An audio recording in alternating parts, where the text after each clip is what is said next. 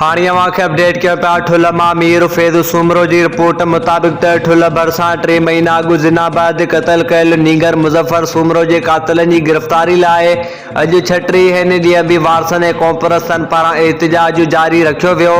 मामू शमन सूमरो, सरवाण सिंधी, ज़फ़र सिंधी, वसीम कुरैशी, गुलाम यासीन गोपांग, बशीर लाशारी, ॾाॾो कुरैशी, शरीफ़ सूमरो ऐं मक़तूल जी अमड़ प्यारी ख़ातून सूमरो हथनि में मक़तूल जा फोटो पाक किताब खणी नारेबाज़ी प्रेस क्लब अॻियां पहुची अॻवाननि मीडिया सां ॻाल्हाईंदे चयो त जवाबदारनि मदरसे जे खुताबी 13 सालनि जे मासूम नीगर मुज़फ़र सूमरो सां ज़बरदस्ती जनाबाद क़तल करे छॾियो आहे।